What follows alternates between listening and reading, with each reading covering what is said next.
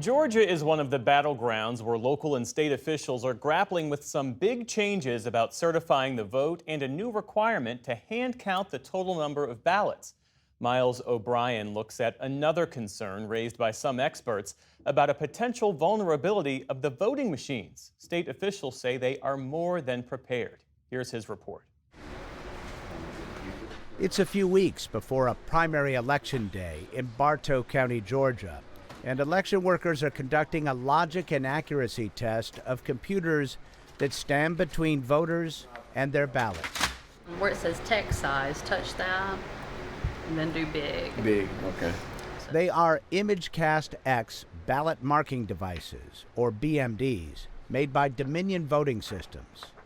Everyone who votes in person in Georgia uses one of these touchscreen computers to record their choices and then prints a marked paper ballot, which gets scanned and tabulated. So are these machines worth the added cost and complexity? I advocated for them. Joseph Kirk is the election supervisor here. He says the ballot marking devices offer advantages over paper ballots marked by hand. It guides the voter through the process. It makes sure that there's no question about their intent. A small percentage of selections on hand-marked ballots are disqualified because voters make ambiguous markings. Dominion's ballot marking devices may address that issue, but many election security experts say they inject stubborn uncertainties into the voting process. Fundamentally, it's a problem anytime that you're going to put a potentially vulnerable computer between the voter and the only records of their vote. J. Alex Halderman is a professor of electrical engineering and computer science at the University of Michigan.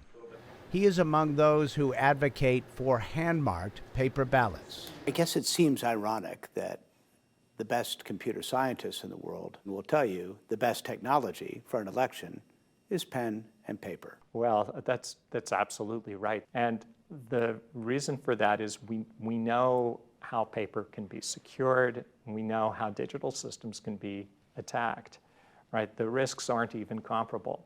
Halderman has spent a lot of time studying the risks. He is an expert witness for the plaintiffs in a pending federal lawsuit seeking an injunction against using the current voting system. Halderman says he and his team found 9 vulnerabilities in the Dominion system. We met at a law office in Atlanta in March. He showed me some of what he demonstrated in open court. We thought like an attacker. What would an attacker want to do? How could an attacker circumvent the layers of protection that are in this machine and in a real polling place? Halderman demonstrated a few seemingly easy ways to breach the security of the Dominion ballot marking device. He used a pen to recycle the power, which gave him administrative control of the computer. And he used a widely available USB device favored by computer security experts and hackers to rewrite the software of the machine. All of this mischief could occur without an obvious trace. That's because the scanner that tabulates the votes does not look at the human-readable text. Instead, it derives its data from this QR code. We can change just the QR code and leave all of the voter visible text identical to what the voter entered on screen. So as a voter, there's nothing at all that you can see that's going to indicate there was a problem. Halderman and his team worry that the hacks could propagate through an entire county or even statewide. While the ballot marking devices are not directly plugged into the internet, as they are updated and operated, they regularly exchange data with online systems through USB memory sticks and smart cards. That can potentially provide a route for hackers far away on the internet to gain access to BMDs. The kinds of attackers that worry me in this scenario include some of the most sophisticated adversaries in the world, foreign governments like Russia or China or Iran. We asked Dominion for a response. A spokesperson emailed us this: the claim that someone could hack an election with a pen is flatly false. A court directive gave Mr. Halderman, as plaintiff's paid expert, unfettered access to system security features, including passwords, security cards, election files, and more. This did not take into account the many layers of physical and operational safeguards. There is no evidence that any of these apparent vulnerabilities have ever been exploited. Georgia state election officials say they are hypothetical scenarios. Almost all of these are mitigated by the processes that are put in place around the election system itself. Gabe Sterling is the chief operating and financial officer for the Secretary of State.